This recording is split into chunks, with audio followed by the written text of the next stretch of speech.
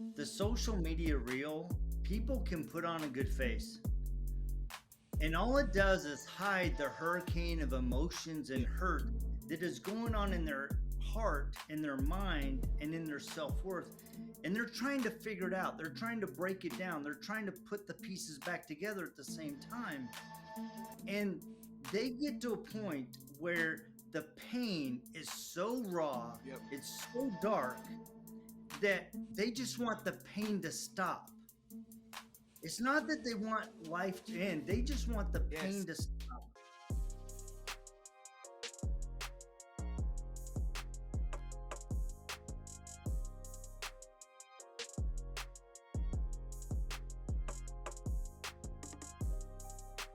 Yo, what up? What up? What up? We are What's on. up, fam? It's on and popping once again, man. Welcome to another edition of A Father's Heart podcast with Shon and Cole. Yes. And guess Man, what? what's up? We got in the somebody. building? We got somebody again who was here last week like a stray cat that just won't leave. Now he is here in the building. George. You said like Conway is in the building, and we asked Mr. Jody Cedric himself to show up, and we gonna see what pops and see what happened, man. So, yo, what's good with everybody this evening? Man, it's I'm good. It's been one of them long days, long nights. Definitely feel like a Monday to me. Feel like a Monday for you? Definitely feel like a Monday to me. You don't look like Monday, no, man. He like doesn't. A straight Saturday. Yo, you see his. He looks Saturday nightish. Yeah, you see the glasses. The glasses He's looking are tied fly, to man. my eyes He's looking because I just fly. got off at 7:59 before we had to start here. So this is more of a disguise than a fashion statement. Well, so you working 7:59? I got off at 8. I got off at 8 tonight. So Man. I can only imagine, like after these news, like your telephone and email gotta be off the chain right now. Surprisingly, no. It was a spike, of course. You know what I'm saying, with a few people. I'm about to share this, but it's not crazy. And I actually, like, just on a personal note, I was talking to Ken, our producer, earlier today, and I was saying to him that you called him the producer. I love wouldn't it. that be what he? I love it. I love it. Shout out to my man Ken. That was pretty accurate. I'm gonna shout you out. I don't know what the rest of these cats gonna do, but I'm gonna shout you You're out. not gonna do that, George. Don't come on here tripping, George. Come on. All right, no divide and conquer. No divide and conquer. No divide and conquer. He wild. But listen. If fellas don't mind, I want to speak to people in my field, and I just want to say, make sure that you are aware of your self-care and where you're at when things like this happen. I was talking to Ken earlier, and he was asking me how I was doing, and I had to be honest with him. And I said, I think I better go and talk to my therapist because I'm a little desensitized. And the reason I say that is because I saw multiple posts yesterday. I'm going on with my day.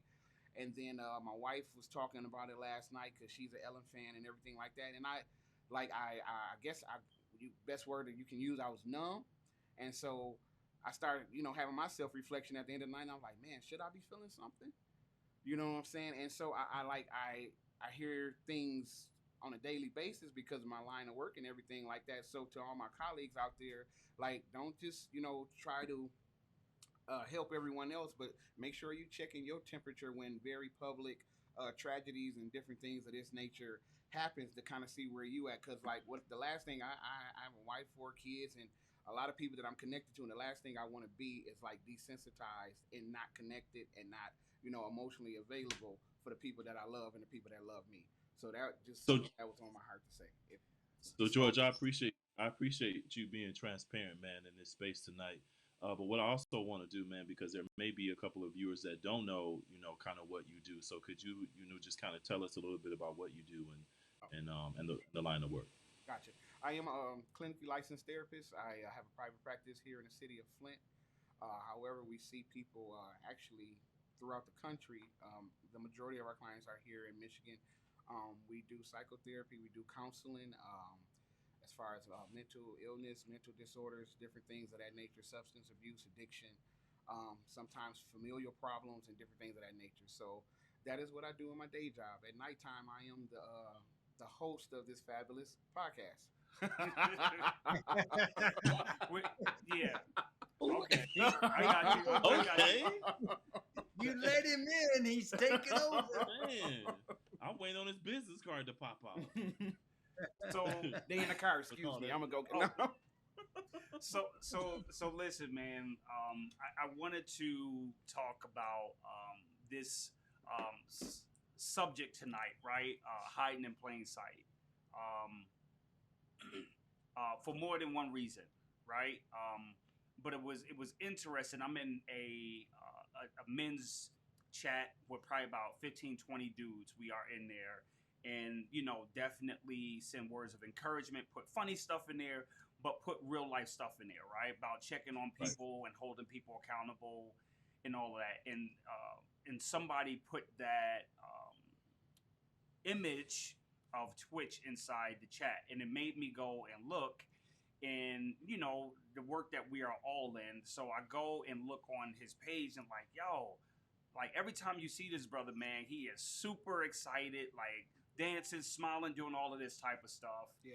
And I'm just like, yo, I'm just curious if it was any signs, because it made me think about the father who came to my office 2 weeks ago, that we were able to bless, right?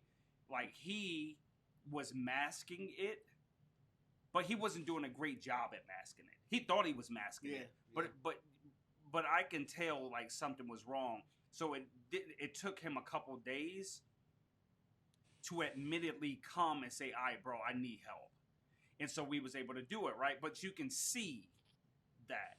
And so when I went to Twitch's page, bro, there was no signs, right? There was no signs of any thing, like publicly anyway. Yeah. There was no signs, and then that is what made me continue to write, because there are so many of us, and I don't just want to say it as men, like men, because he's a man.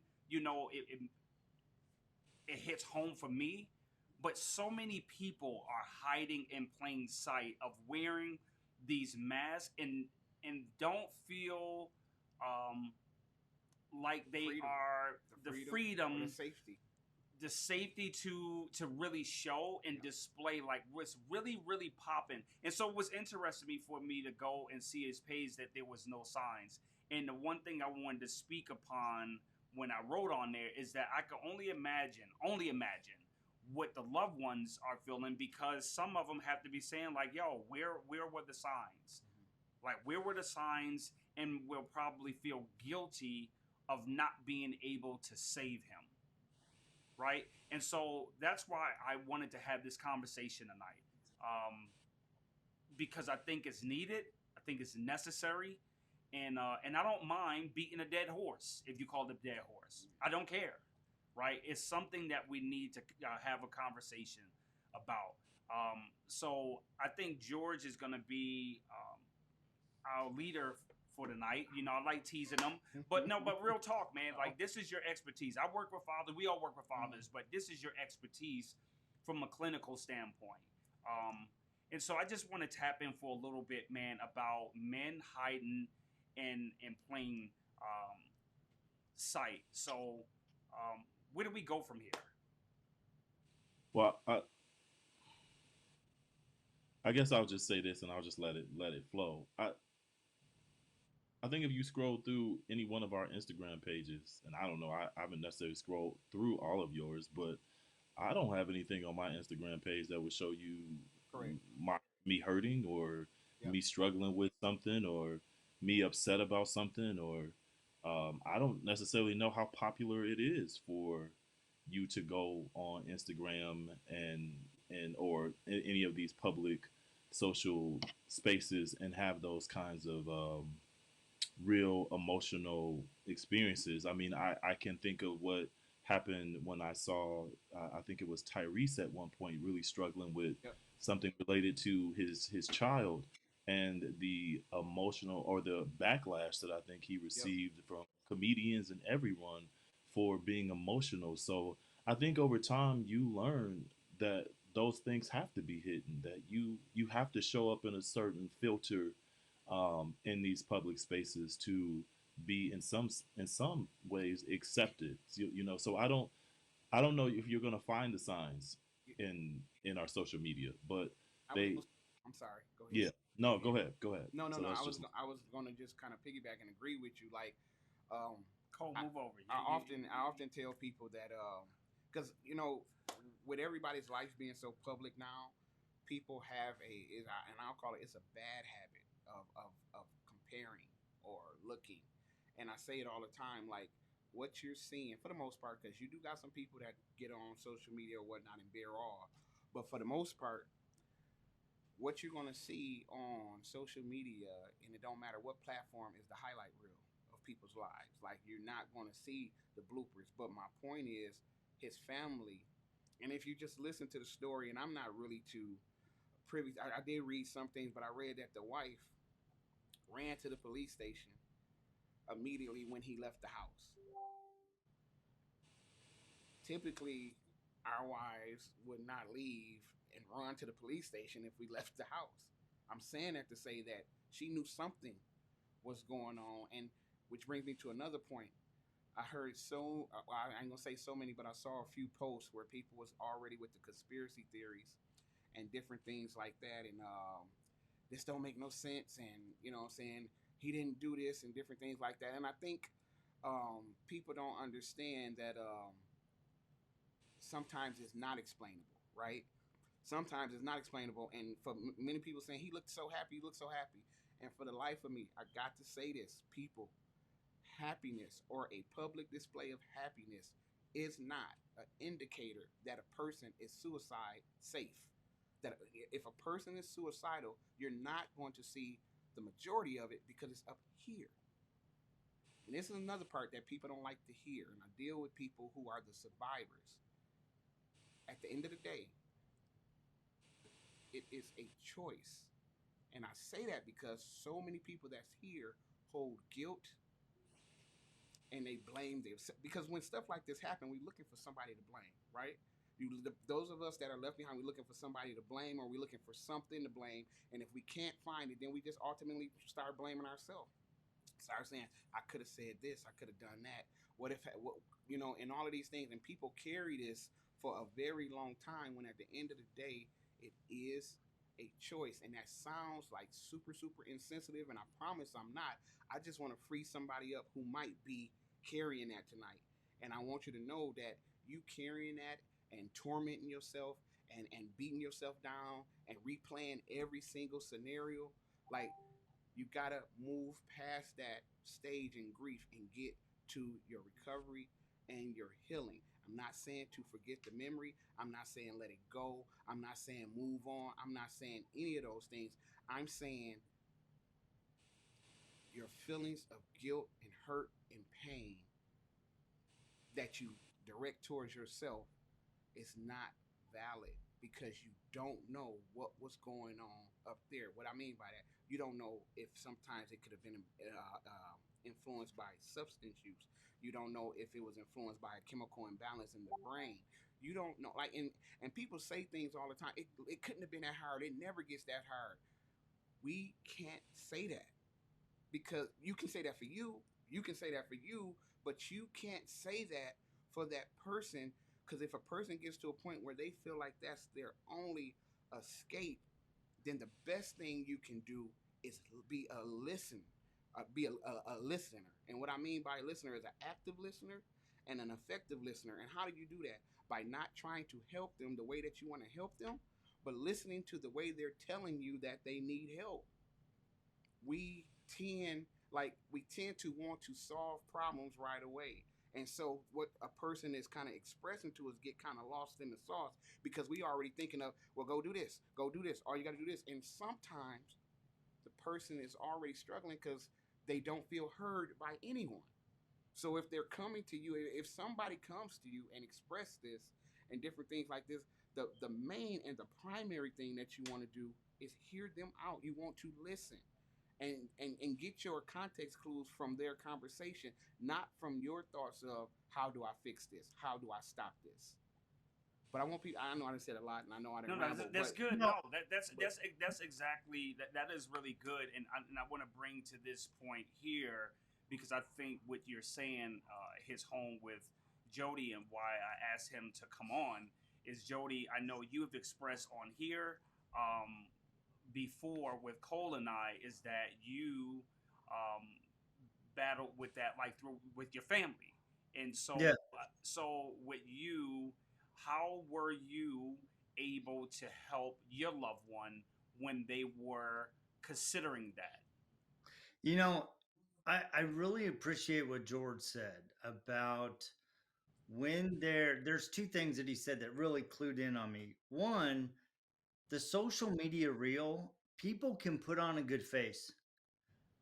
And all it does is hide the hurricane of emotions Yeah. and hurt that is going on in their heart, in their mind, and in their self worth.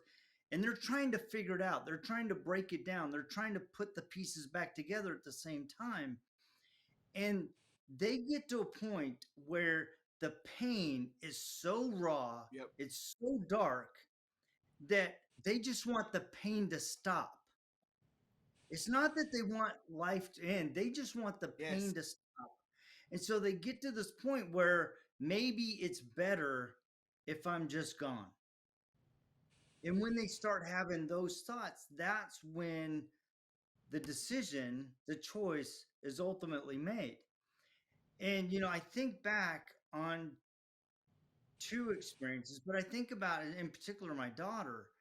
You know, we knew that she was carrying a lot of trauma, but boy, she put on a really good face, right? Because they want people to feel like they have it together. Yes. They don't want to be judged like, oh, they're struggling mentally or emotionally, right? Because it makes them look weak and they feel weak. And I'll never forget, Judy and I, after many years of bringing them into our home, we finally got to take a vacation. And we went to Cozumel, had a beautiful 7 days together diving. And I turned on my phone as we were landing in Boise Airport. And the moment the wheels touched the ground, the phone rang and said, Dad, Mom, I need you to go to the hospital because our daughter had attempted suicide. And we went from heaven to hell in a moment, Like that. right? And then all of a sudden, you have all of these: what didn't I see? What didn't I do? Why wasn't I good enough dad? Why wasn't I good enough mom? And all of these emotions and self doubt start entering your heart. And it becomes a process of healing for the entire family, Yes. right? Because I think a lot of times our heart goes so, and rightfully so, it goes to the person who attempted or who did commit suicide. But you got to remember that there are people around that individual that are now hurting as well Yes. and having the same questions that you're having. And so, to Sean's question about how did we work through it, dude, it was a moment by moment, day by day thing, but we did learn to start to see the signs. Kind of like Sean, you talked about your friend. You just could feel like this dad, something wasn't quite right. That was the same thing. I would always feel like something was just off. And so when I started feeling like something was off, I became very purposeful and trying to make sure that I spent time. Yeah. I didn't go and go, what's wrong? I just made sure that I was in the room, or if she wanted to do nails or she wanted to visit or go for a drive, I made sure that I was in a position where I could do that at the moment. Because you don't know when the moment's going to come when all of a sudden they break down and open up. That's good, man. And you want to be available, you want to be present, and you actually, you know what I'm saying, you want to be open, and you want to listen more than you talk, unless they're directly asking you for answers. You know what I'm saying? I'm in my experience, most times a person in that position don't feel heard. You can't hear somebody if you're talking. You can't hear somebody if you're do this. You can't hear somebody if you telling them no, it's not that bad. You can't hear somebody if you saying have you prayed about like listen. Like we gotta slow down and see what the person is saying. They will give clues many times, not all the time, but they will give clues to exactly what it is that they need in the moment. And those needs may change, but that moment might be the one that's important for that moment. You know what I'm saying? So take full advantage of it by how you navigate without trying to fix it. So, I, I'm really big on, and and Megan, man, she making some really great points, man. And her last point, what I want to highlight, she said they need a hands-on person who wakes up with them. And man, I just think about what we provide at, Involved Dad for some of the fathers, right? So when these dudes show up, that many of them, when they show up, bro, like many of them um, are at the brink of like, yo, this is the last hope. Yeah. This is the last hope, right? And I had an opportunity to talk to some people from the friend of the court today at the state level. And they're talking about, um, the, the systemic, racism and the different things of that nature and the system and how it's, how particularly men of color approach that system and how they're angry. And I said, you know what? Listen, they are pissed at the system, but when they show up to me, you know who they pissed off at? That baby mama.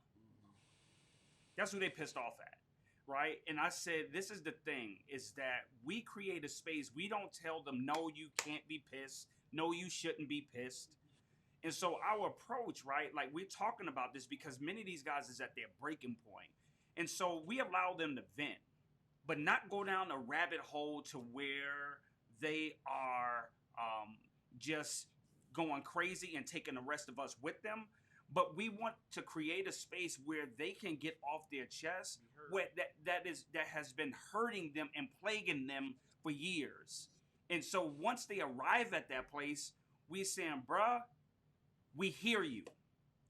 And not only do we hear you, we see you.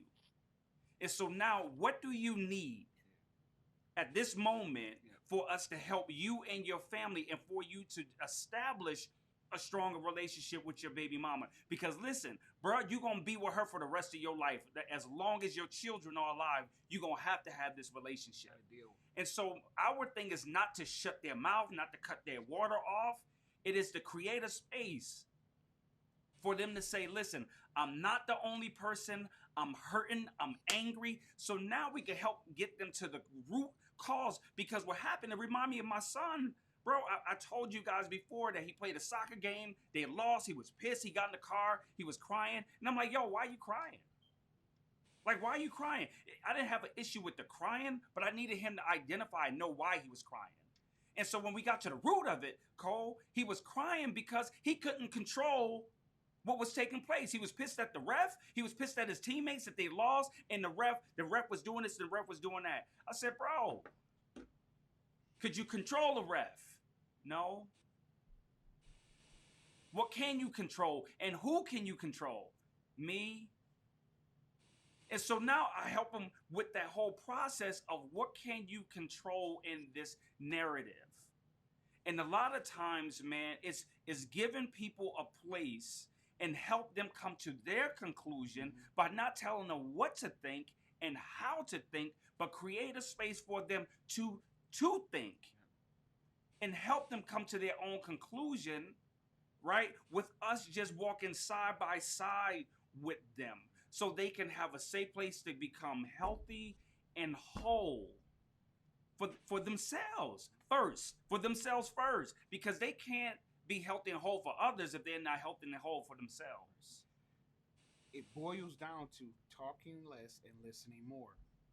The one thing that's in common with your group, what I do at my practice, and what you did with your son was, in order to help somebody effectively, you have to first listen to what the issue is. Imagine if people came and called me and set up sessions with me, and they came in and I started giving them, okay, this is a therapy that I want to do with you. I want you to do this. I want to start giving assignments and homework and different stuff like that. And I have not asked this person, what is it that brings you here today? Or imagine if I said, what brings you here today? And they say, well, Mr. Conway, I was thinking, I was like, all right, I got it.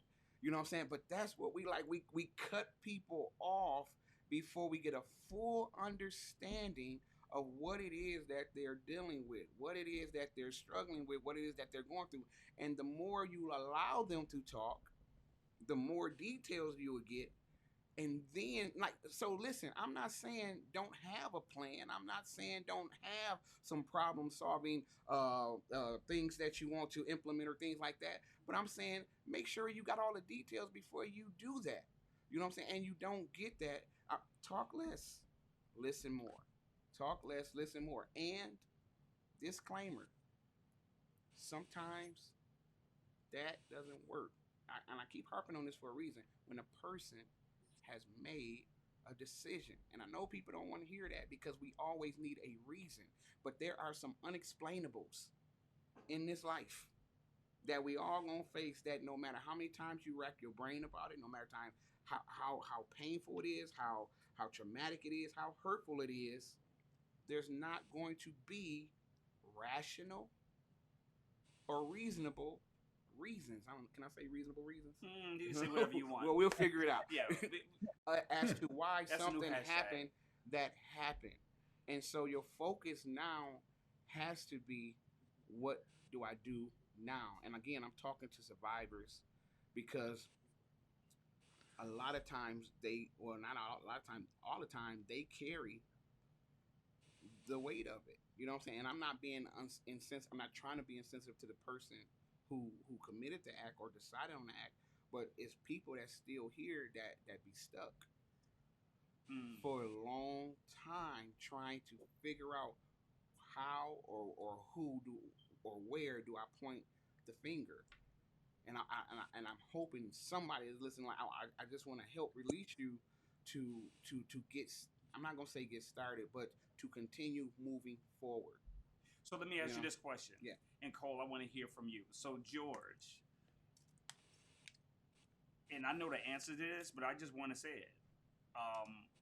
People who creates this act or do this act of committing suicide, are they all diagnosed with mental illness? No. No, It's common, but they not all diagnosed. So this is the thing: you have to understand. Sometimes people are having what we would call a normal life, right? They're having a normal life and they're navigating along, no problem. And then life happens: loss of a job, a surprise out of nowhere divorce, um, for somebody who was a loss of finances or a disruption in finances and stuff like that. No history of mental health, and sometimes their identity can be wrapped up in whatever that loss was. You know what I'm saying? Sometimes they don't know how they're going to recover, how they're going to rebound. Sometimes they've had it, I don't want to say had it easy, but things have been so normal that any disruption just pushes them to a place like, it's over for me.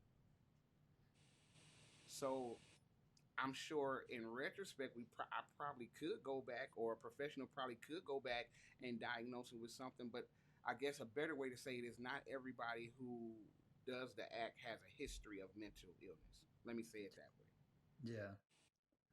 Does that? Yeah, no, it does. Yeah. It does. Cole, I know you wanted to. Let me read Megan's statement here, because she is definitely putting some. I appreciate the disclaimer. I lost a very close friend to suicide 10 years ago in January. Everything doesn't work. Yep. The dark place takes over. Suicide isn't selfish. It is sometimes an escape. Megan, I'm sorry for your loss, first of all, but second of all, you get it. Everything you said is absolutely correct. You get it. Now, does that make it feel good? Does that make it feel better? Does that take away any of the pain or anything associated with it? No. But you're absolutely right. Sometimes a person gets to that point where no light at the end of the tunnel, no hope, no finish line, and they decide, I feel like my only recourse is to take my life. I That's think one of the challenges in what you're saying is, and it goes back to what Sean said, we often say, I see you, right? I hear you, I see you, but very seldom do we say, I feel you. When we What do you mean by feel that? when we feel the darkness that somebody's walking through, we can have empathy. We can have understanding and we can become the bridge for them to open up when they're ready. And so creating a safe space for these kind of discussions is really critical. I just talked to my friend Rigo Santana. He's like, look, he goes, out of the blue, I got a divorce 2 years ago. Here I was, a successful businessman, but man, my home was a wreck. He goes, I lost my queen, I lost my babies.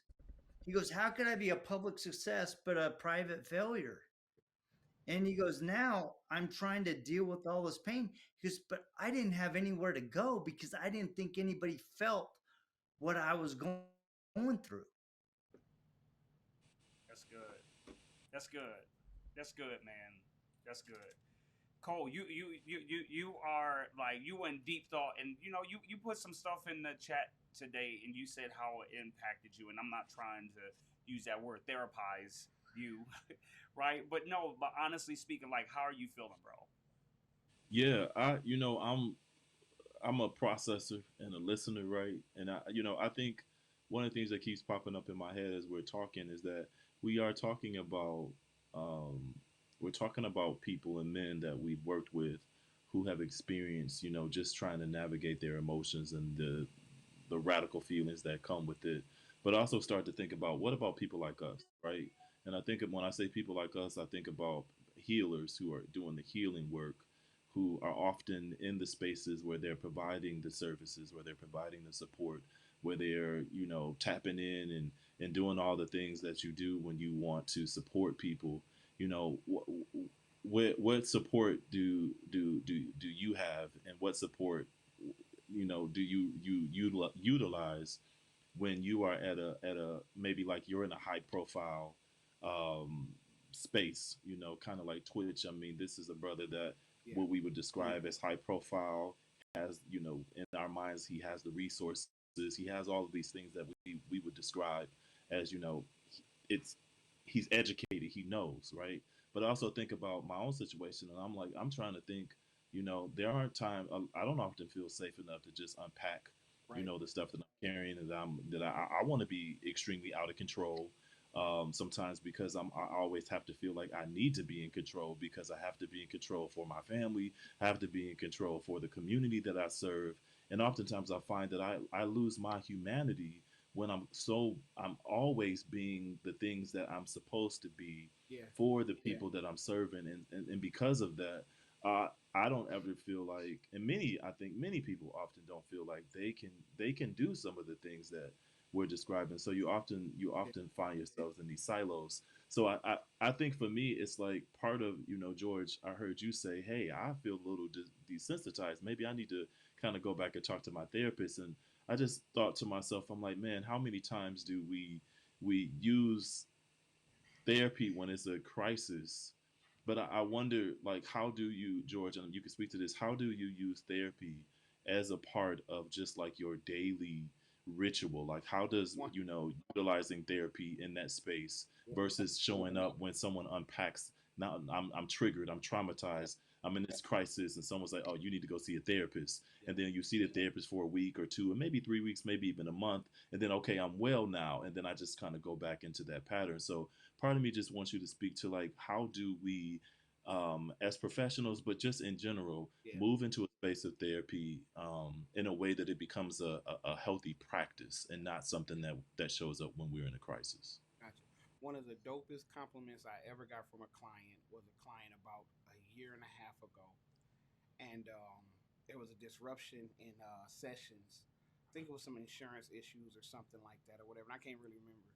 But when they returned, they was like, "This ain't good. You like a multivitamin." You know what I'm saying? Basically, they were saying that therapy, not necessarily me, but therapy was a regular part of their day-to-day operations. And what I mean by that, no, I don't see them every day, but some of the Right. things that we've shared and some of the things we've built upon and discovered is a part of their day-to-day operations. And just to use another analogy, what kind of car you got, Cole? What kind of car you Say have? it again. What kind of car you have? Oh, I got me a little Chevy. Chevy. What you got, Jody? I have a little Z3. What you got, Sean? I don't have a little. I have a Lincoln. You got a Lincoln? Y'all something out He here got talking about that so little. He- That's a whole nother conversation. Right. No, I Well, only I got a said little Buick. because my I got a Chevy Buick. little. I got a Buick. And I'm a gonna big ask y'all. man. Now I asked y'all all that question. Now I'm about to ask y'all another question. Cole, what happens if you don't get your oil change? Oh, I'm gonna have problems with the vehicle. What happens if you don't get your oil change, Jody? It's gonna freeze up. Sean, what's gonna happen? You gonna buy me a new one? Maintenance. Ooh. That's not the correct answer, and that's not what I was expecting at all. My point is, with every Yeah. first of all, your mind is a machine. Okay, let's just matter of fact, every machine like our cell phones, our computer, stuff like that, is based off of how the brain works and different things like that. My point is, with every machine, there is a thing called maintenance that you have to do. If you do not do maintenance, it's either gonna start running slow, it's gonna start. Oh, he gave me one free and clear. Okay, cool. I ain't even have to beg for it like last week. But it's gonna start running slow. It's gonna start glitching. It's gonna be need of repairs, and the repair. As long as you don't do the maintenance, the repairs are going to compile, and then ultimately the engine is going to completely seize up. Yeah.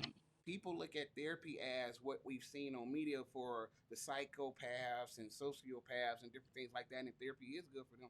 But therapy is for you if you have a cycle of something that you can't seem to navigate your way out of. And I often tell people you cannot get yourself out of a situation using the same mindset or the same mentality that you use to get yourself in a situation. So a competent therapist is not there to tell you what to do. I'm really talking to fellas because men like they had a problem. A competent therapist is not there to tell you what to do. A competent therapist is there to give you a outside perspective, a neutral, unbiased perspective. He or she is there to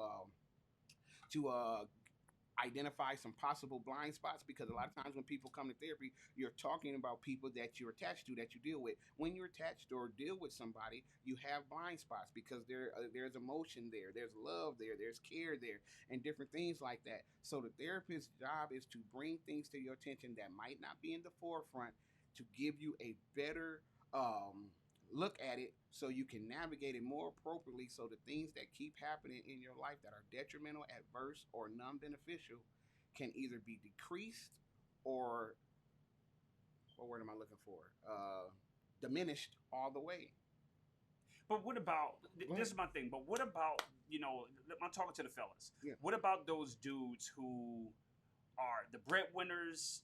They doing everything at the crib. They family look at them as they big and they strong, and they having an issue. Yep. And they look at their wife or their significant other as like that weaker vessel.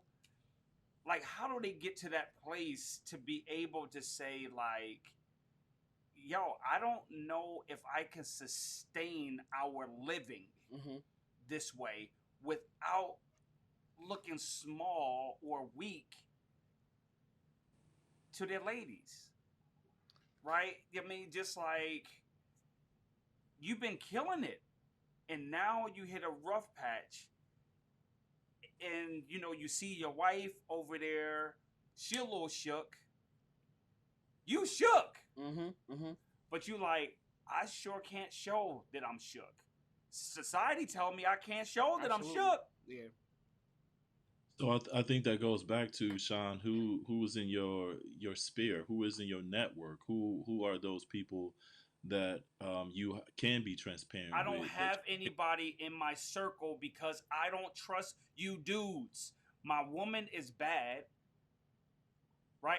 Put it this way: no, I may just have trust issues. I don't want dudes around my woman because I don't trust dudes. I just and we could Those, easily say like, "Yo, it is what it is," but I'm just saying this is the reality for some guys. They Yeah. roll in silos. They like, "Yo, I don't want to rock out with this group of guys." We tell guys to come to our group all day, but they don't know me. Yep. It's not until so somebody else tell them the type of work that we do, or they meet me to know that we are down to earth or whatever the case. But so many times they're like, "Yo, I'm straight on them." so so then what you tend to do is then you self medicate.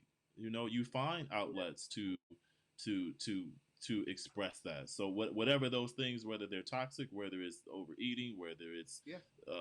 infidelity, whether it's pornography, whether it's alcohol, You're whether gonna it's find advice. drugs, Yeah. you're gonna find advice that support that. You are gonna get it out. You're gonna smoke. I mean, you're gonna do the things that will numb it. But of course, ultimately, we know that part of the work is in order to change that numbing, you have to really seek it out. But George, I wanted to say to you really quick though too. You represent something that's quite interesting because when I look at you, I don't see therapists, Mm-hmm.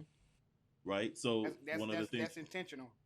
yeah, right, right. So and I understand that, right? Because part of the narrative is that when we're talking about black men in particular, when you talk about therapy, there's of course we know that there's a historical space that really outlines when we talk about professionals that are in that space that we don't go to them, right? And so part of the shift in the narrative is that they have to see black and brown men who actually are clinicians who don't necessarily look like the narrative that has been played out throughout media that highlight what a therapist looks like. Because when I look at you, I would never be like, oh man, that's a therapist. But when I look at you and you say, hey, I'm a therapist, then I kind of see that reflection back that, oh, okay, I could sit with this brother and talk to him because he doesn't look like he's got the pen and paper and he's going to be jotting down all of my stuff and then I'm going to be diagnosed as this person with issues. So I think part of the shift and the change has to be, I'm not sure what y'all laughing at, but Yeah. No, I'm looking at some comments. Comments. Mike is being Does that funny. comment? No, I'm like, what y'all laughing at?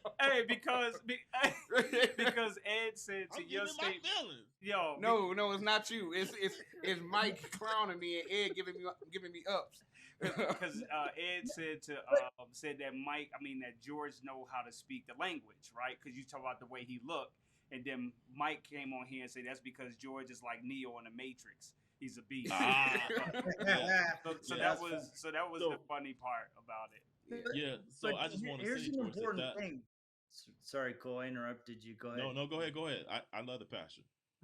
I think this is an important thing, right? Because it's white men as well. White brothers don't go to therapists, Mm. right?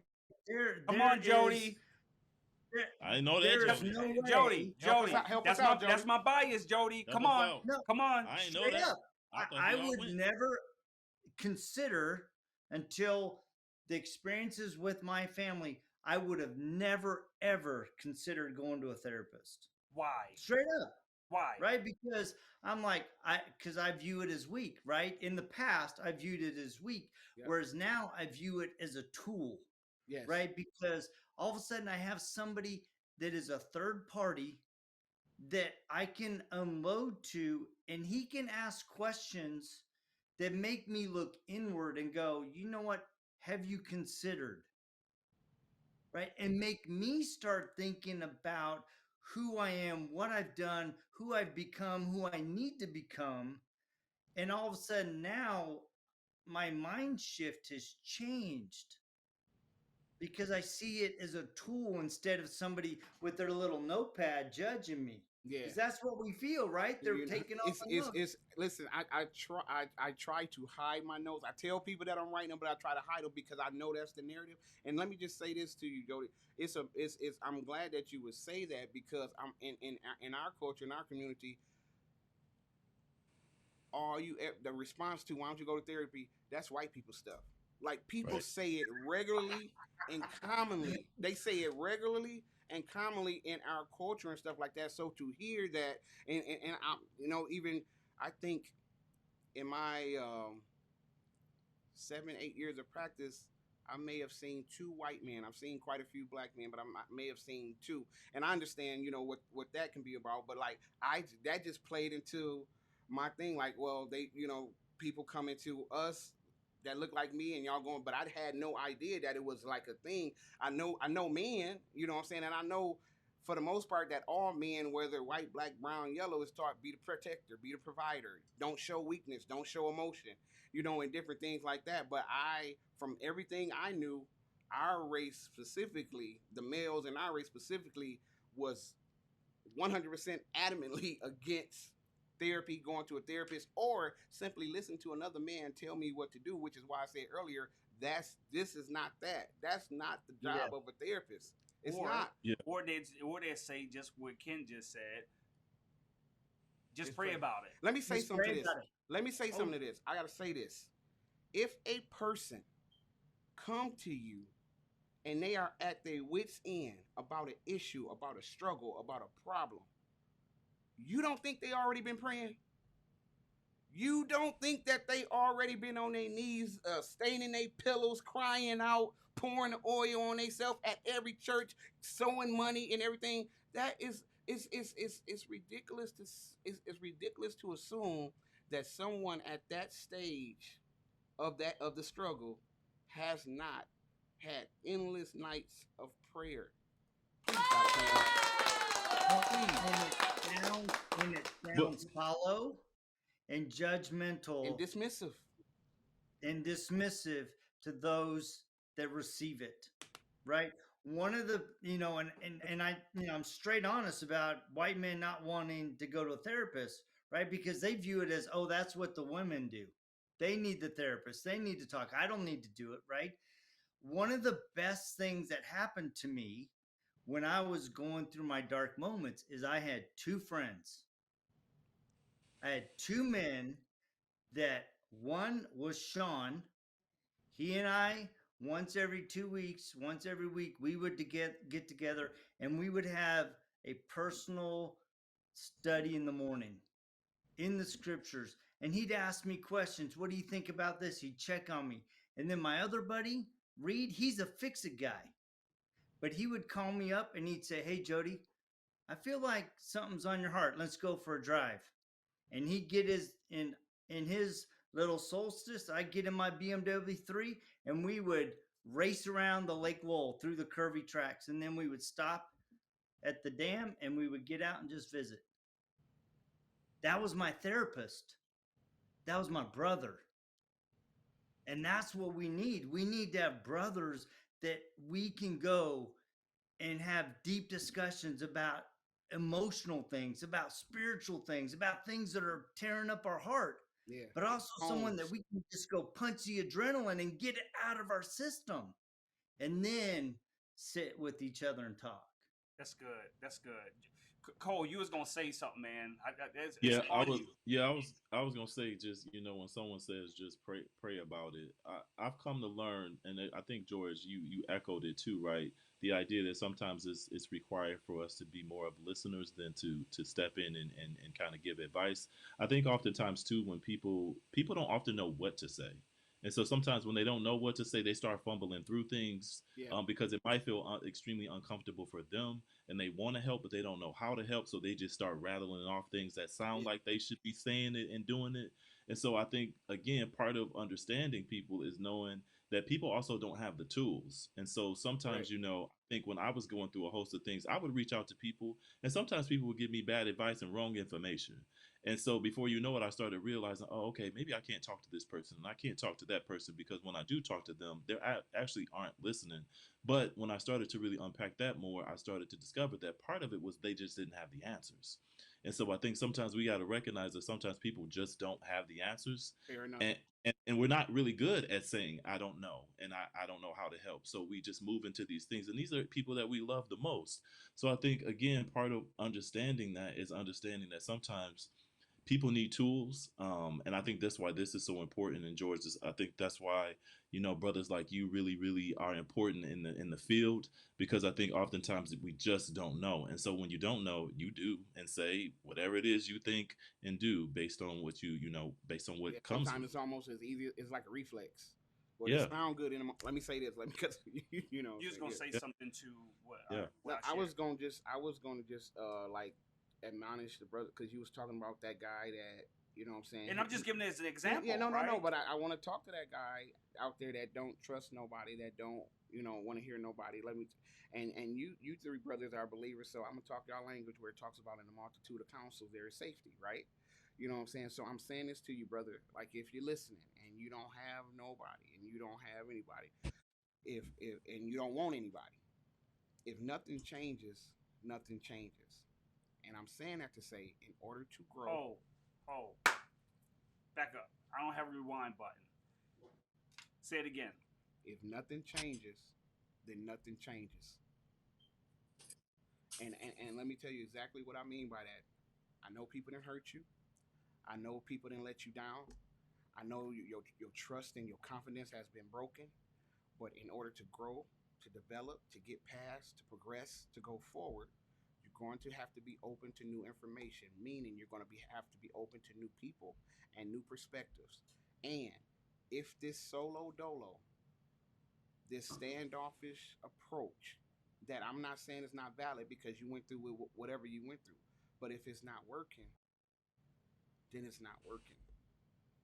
You got to do something different because you want different.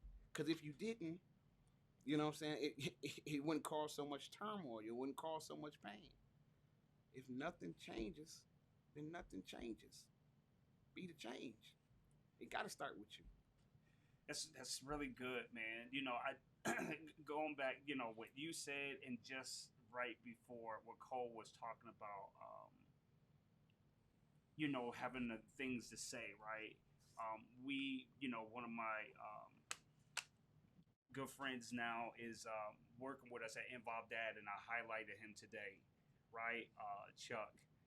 And we were at the office today, and this dude called, and was funny. Like 2-3 hours later, Raina, this lady who worked with us, was like, "Hey, this guy called, and he was tripping," and I started laughing at her, right? And I was like, "I apologize that I didn't warn you," but I had talked to this brother earlier that day, and if you was there, bro, you would have wanted to hang up on this guy.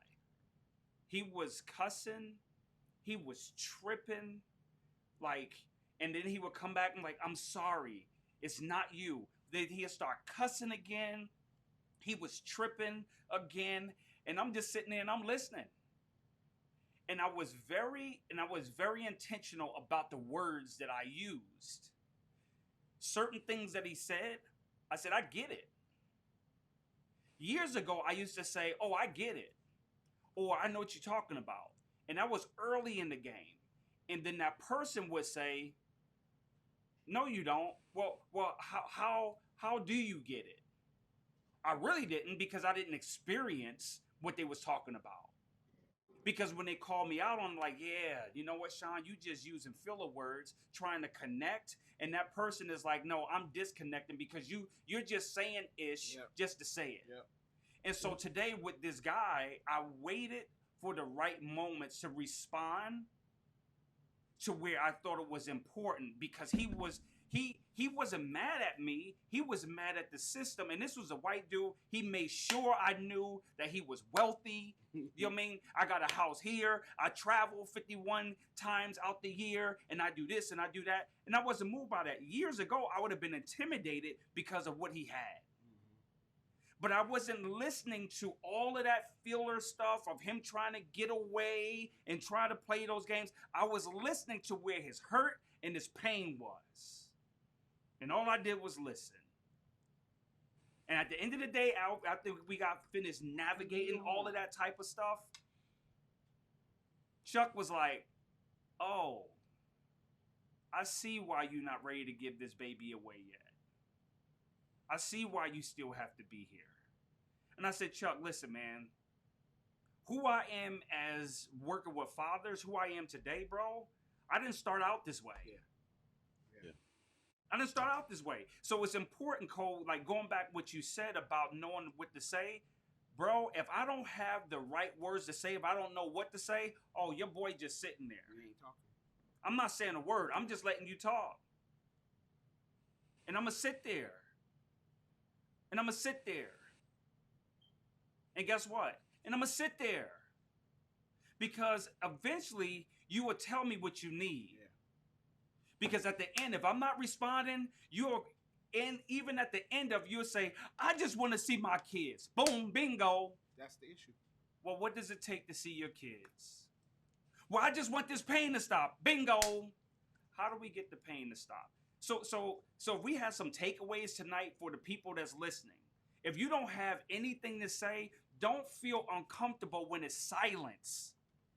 Be okay with silence. Just listen. Just sit. Don't fill the room with words. I learned that from ET and I'm CJ. trying to give him the horn, but I don't know how to work it, y'all.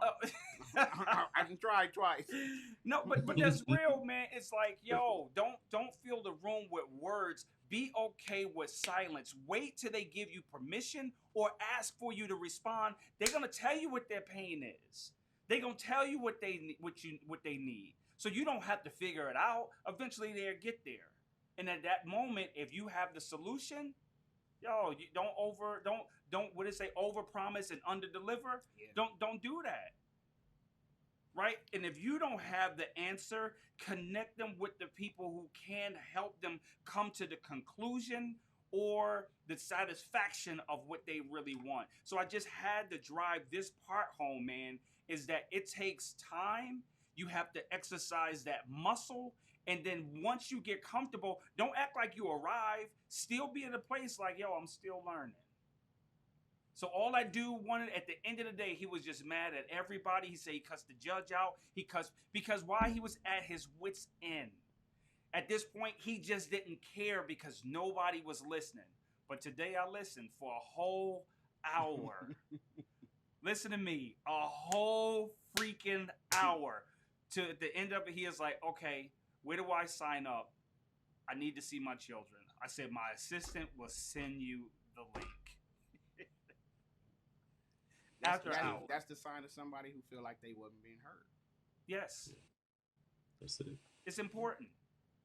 That's it. Talk less. Chuck said, I listen too. Talk less, listen more. Yo, it's a grind, man. But listen, I appreciate all of you guys coming on tonight, rocking out with us, man. We love you. And last week we forgot to do it. We will not forget to do it tonight. We are going to do our legit or not legit. So I put this onus on George, and I said, George, you got to bring. But how do it work? Like, how does it work? You give up a scenario like, is this legit or not legit? Like, so this, I'll give you a legit or not legit example. Gotcha. Is it legit or not legit for me to be the only one on here with a baby beard that's black, and these two or these three guys got salt and pepper, real salt and pepper? I think that's legit. I don't think it's legit. Think That's an example. I didn't want a real answer. Let's go with that. It came so naturally. I'm gonna say legit. I think I got two more legit, so you outvoted. You know what I'm saying? Yeah, that's what you legit. do, babyface. Maybe just go on and shave it all off. You know? You Yeah, that's absolutely legit. you out your mind. You out your rabbit mind. You crazy. You crazy. My man, ain't no way. So listen, I guess he got the easy way out. We gonna get you some extensions. How about that? I know a guy. I know a guy. I know a guy. You see how the camera went out when he said that? Ain't no way. Ken, if you listening, can you come up with Come on, Ken. Oh no! I tell you what, something. No. I got a real legit or not legit. I got a Thank real. you, Ken. No, listen, I got a real legit or not legit. My real legit or not legit is Cole. Is it legit or not legit that Ken keep on putting that bogus behind picture of me Ken, share it again. sitting there like somebody's auntie in the fade, And I'm up there with them box braids, man. Ken, please share it That's on your not page. legit. I'm gonna share it on mine. That's not legit. Ken, that's not legit. I hate the picture, Ken. Yo. Every time I Was that see it, I the question? cringe. Was that the legit? Yes, or not that's the legit? real question. Is that legit or It's not legit? I It's think it's not legit, legit. because I think it's legit. Let me get my reason for it. I think it's legit because it goes with the context. Wisdom mute. It goes with the context of the whole segment for the legit or not legit. I vote that we continue using that picture. I'm with George. But stop using it now that the episode's over because it's bad. Yes, it's real bad. It's Well, bad. not Cole. Cole looks Ken, good. can you give it a new look for 2023? Megan, How about share, that? please. Megan, share, don't do that share, shit. Megan, share. please don't, Megan. Please don't. Megan, listen, man. Listen, guys, Come we on, are I don't know who excited. We Megan are is, but coming don't up do with it. and lastly, we are coming up with a new concept in 2023. And we are excited to announce it. We are not going to announce it this week, but we will announce it of a new concept and a whole new way that we will be doing these podcasts, because we really feel that we have an assignment to men and to women to help heal and bring and restore. And so we are going to level up in 2023, man. We are going to. I was about to release it, so I'm not. But yeah, Ken, Don't I'm not release. putting your comment here. No trends, no trends. But yeah, so I'm excited. I'm with you, Ken. I'm excited. I'm excited that we are going to do it differently in 2023. So please stay tuned, man. Again, man, we appreciate you guys for rocking out with us. Be safe. Yes, be safe. Happy holidays. Merry Christmas.